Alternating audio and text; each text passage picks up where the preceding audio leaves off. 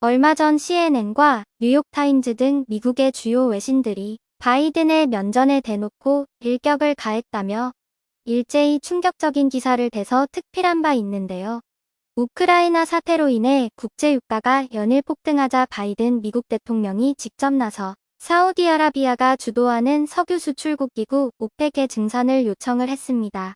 하지만 당시 사우디의 실권자인 빈 살만 왕세자는 이러한 미국의 증산 요청을 단칼에 거절한 것도 모자라 대러시아 제재에도 동참하지 않겠다는 뜻을 밝혔기 때문입니다.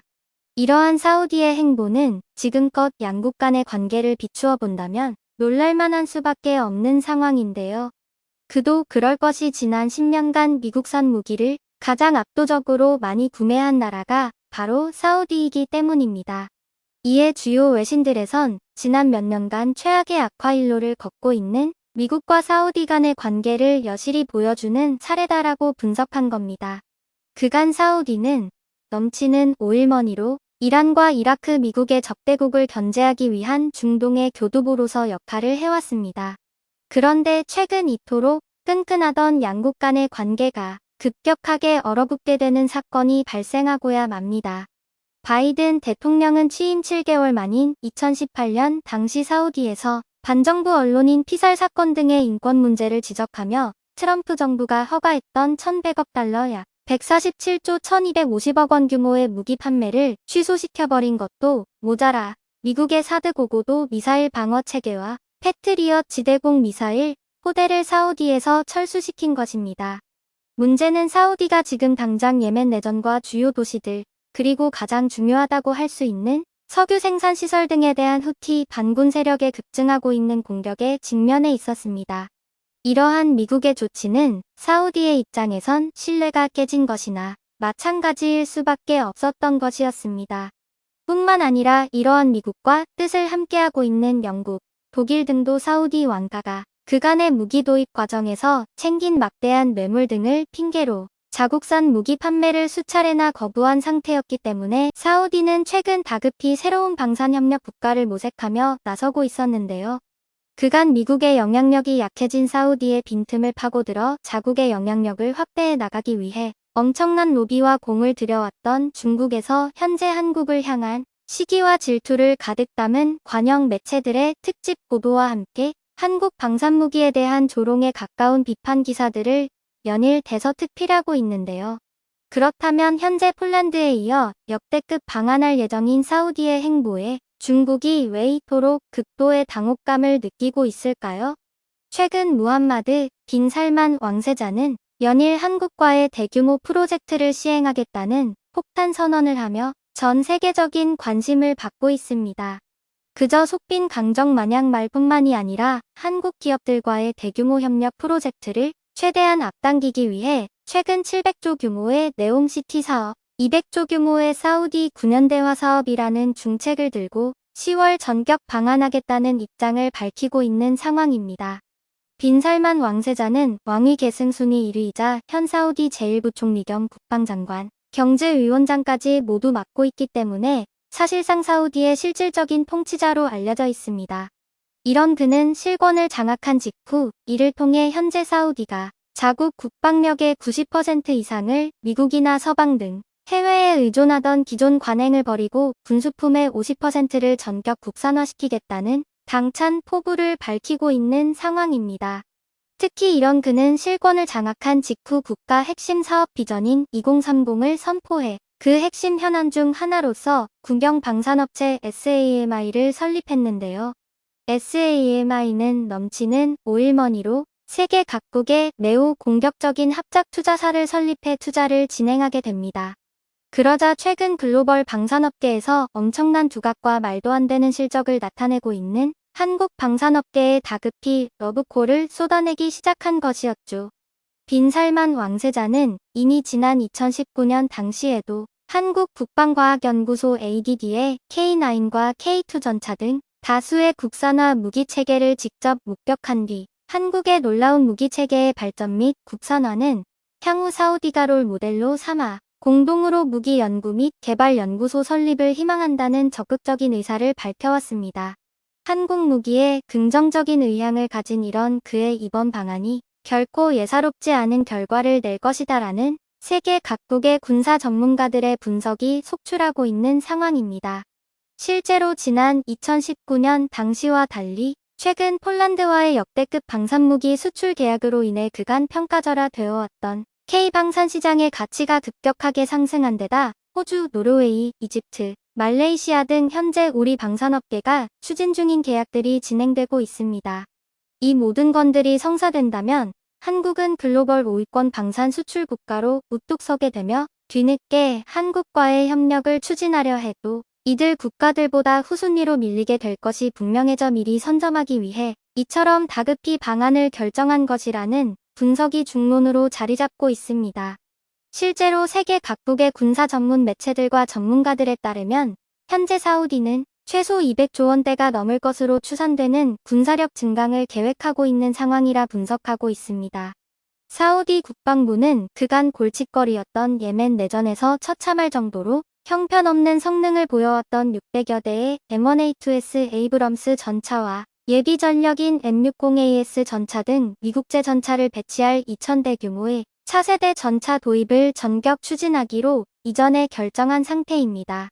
여기에 더해 미국제 M2A2 브래들리 400여 대와 M113 3100대 등 장갑차 3800대도 주요 교체 대상으로 거론되고 있으며 M109 시리즈의 자주포, 800영운 M163 발칸 자주 대공포와 오리콘 GDF 대공포 보코스 40mm, 기관포 등 300문이 넘는 대공포도 동일한 상황입니다.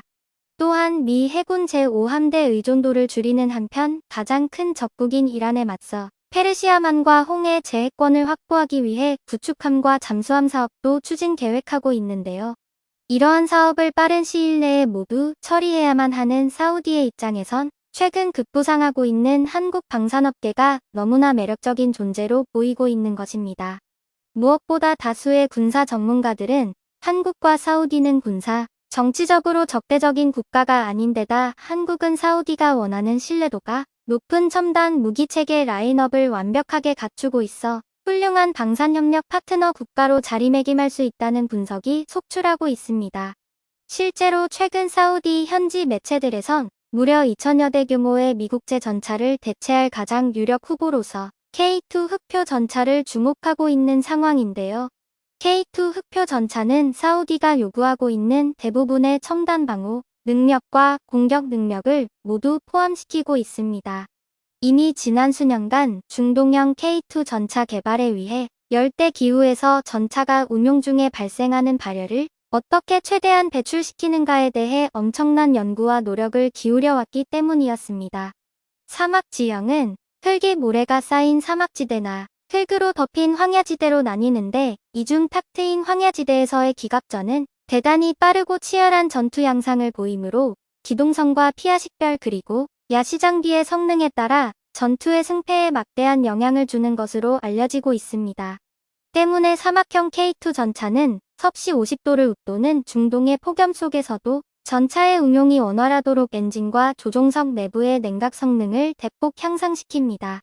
또한 승무원들의 전투력에 지대한 영향을 끼칠 수 있는 편의사항까지 최대한 고려해 사막의 열기와 엔진열로 잔뜩 데워진 조종석을 위해 매우 강력한 에어컨을 설치하고 실외기를 포탑에 설치하게 됩니다.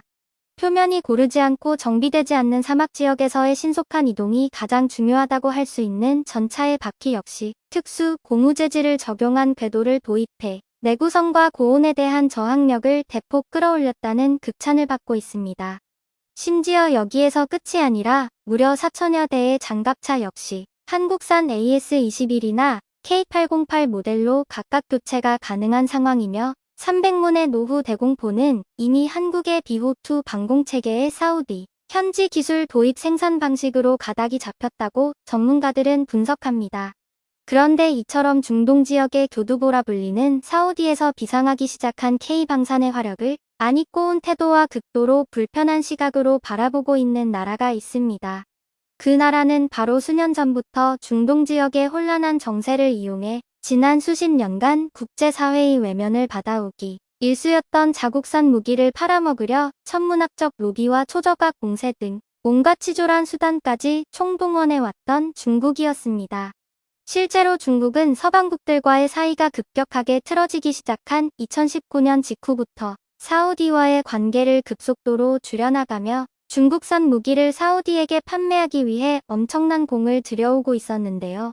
그런데 최근 글로벌 방산업계에서 초신성으로 떠오르기 시작한 한국 방산업계의 활약으로 인해 분위기가 급격하게 반전되기 시작하며 그간의 노력들이 모두 물거품이 돼버릴 수 있다는 분석이 중국 내에서조차 속출하고 있는 상황입니다.